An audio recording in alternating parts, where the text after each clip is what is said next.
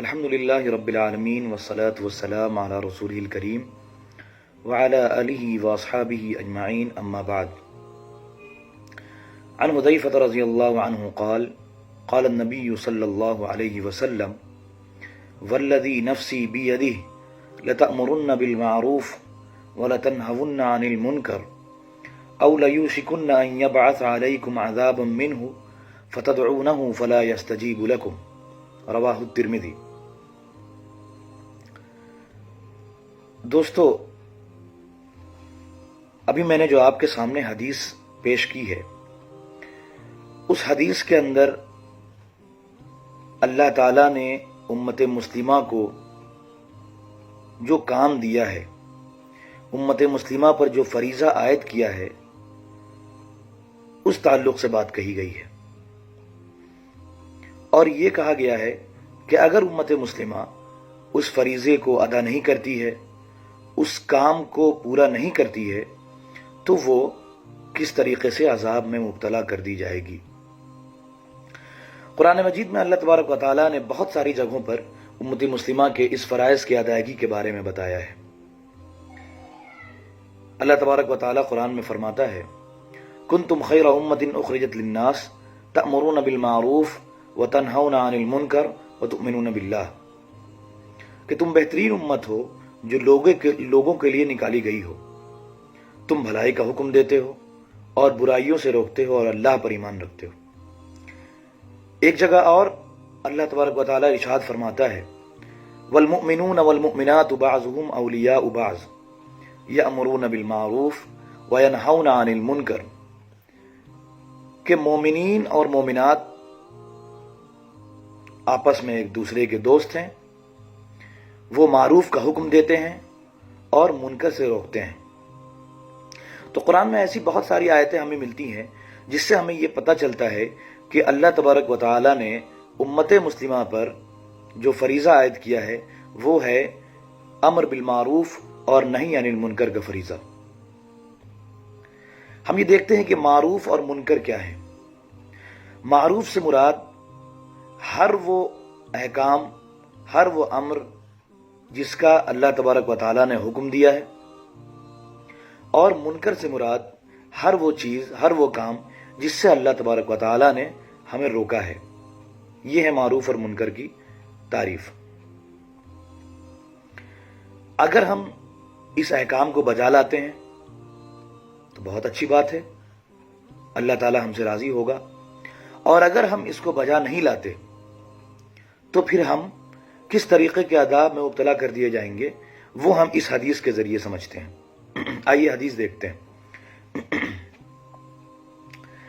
حذیفہ رضی اللہ عنہ سے روایت ہے کہ نبی صلی اللہ علیہ وسلم نے ارشاد فرمایا اس ذات کی قسم جس کے ہاتھ میں میری زندگی ہے، اے امت مسلمہ، تم نیکی کا حکم دیتے رہو اور برائی سے روکتے رہو، ورنہ اللہ تعالیٰ تمہیں ایک ایسے خطرناک عذاب میں مبتلا کر دے گا کہ اس سے نجات پانے کے لیے تم اللہ سے دعا کرو گے مگر وہ تمہاری دعاؤں کو قبول نہیں کرے گا۔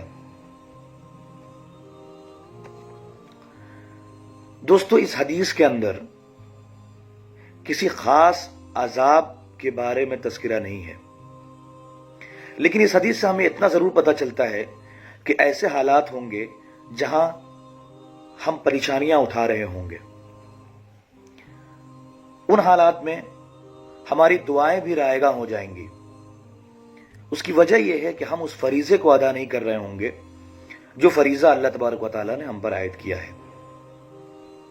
اور افسوس کے ساتھ یہ کہنا پڑتا ہے کہ ہمارے لیے ایک بڑا المیہ یہ ہے کہ آج امت مسلمہ دین کے ایک محدود تصور کو سمجھتی ہے۔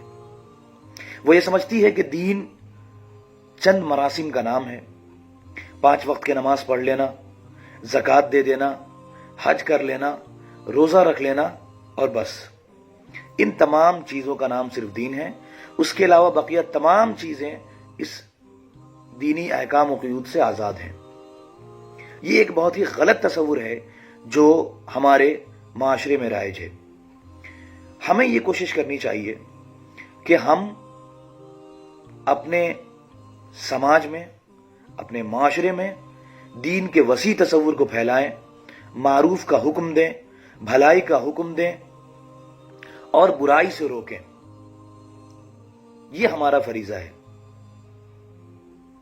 اب ہم یہ دیکھتے ہیں کہ اس کام کو ہم کیسے کریں گے، یعنی امر بالمعروف اور نہی عن المنکر کے اصول کیا ہوں گے۔ بنیادی طور پر ہم سمجھتے ہیں کہ اس کے 4 اصول ہیں۔ پہلا اصول یہ ہے کہ آدمی جس دین کو اس زمین پر پھیلانے کے لیے اترے، جس دین کو وہ لوگوں تک پھیلا رہا ہے، سب سے پہلے اس دین کو اپنے نفس کے اوپر غالب کرے، اپنے اوپر غالب کرے۔ یعنی جو شخص لوگوں کو نیکی کی دعوت دینے اور برائی سے روکنے کے لیے اٹھے، وہ سب سے پہلے ان نیکیوں پر خود عمل کرے جس نیکی کی دعوت وہ دوسروں کو دے رہا ہے۔ کیونکہ اگر ایسا نہیں ہوتا، اگر دائی کے قول اور عمل میں ہم آہنگی نہ ہو تو معاشرہ تباہ ہو جائے گا اور وہ شخص اس دنیا میں بھی خسارہ اٹھائے گا اور آخرت میں بھی خسارہ اٹھائے گا۔ اس تعلق سے ایک دوسری حدیث ملاحظہ فرمائیں۔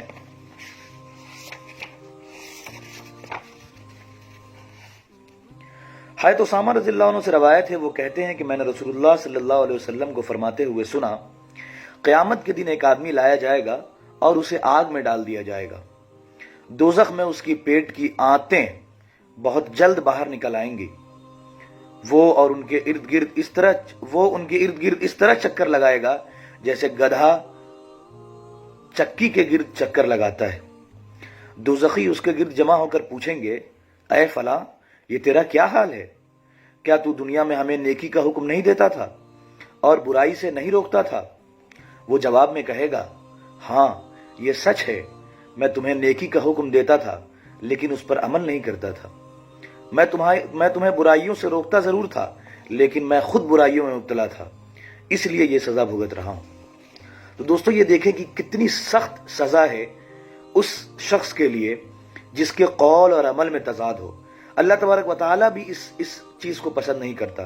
قرآن مجید میں اللہ تبارک و تعالیٰ ارشاد فرماتا ہے کہ کبر مقتا عند اللہ ان تقولوا ما لا تفعلون، کہ اللہ تعالیٰ کے نزدیک یہ بہت ہی غلط بات ہے کہ تم پسندیدہ طریقہ نہیں ہے کہ تم وہ بات کہو جو تم کرتے نہیں ہو۔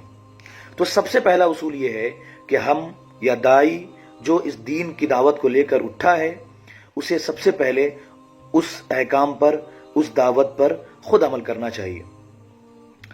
دوسرا اصول یہ ہے کہ دین کی دعوت کا آغاز اپنے گھر سے ہمیں کرنا چاہیے۔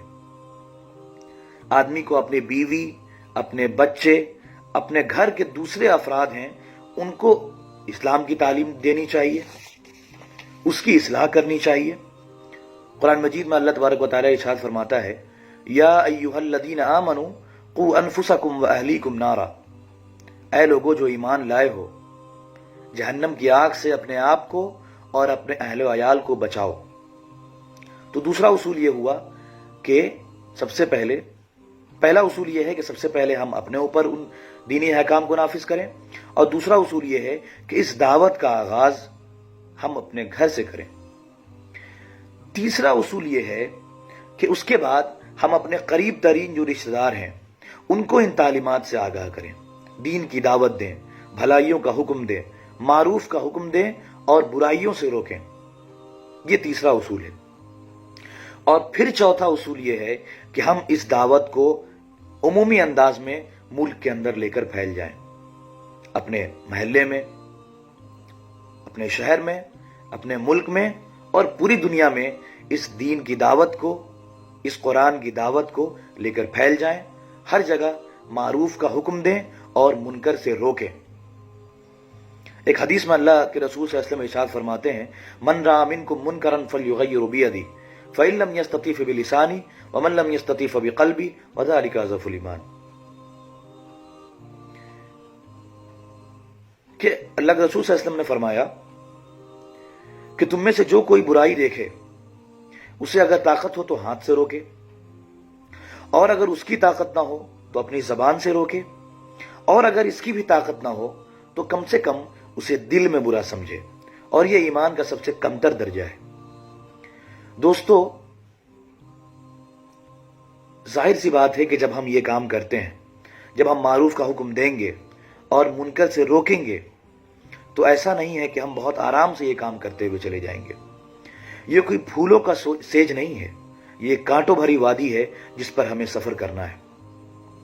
اور جو مشکلات ہمیں اس راستے میں آئیں گی، جو پریشانیاں ہمیں اس راستے میں ملیں گی، اس پر ہمیں صبر کرنا ہے، کیونکہ اللہ تعالیٰ صابروں کے ساتھ ہے، وہ صبر کرنے والوں کو پسند کرتا ہے۔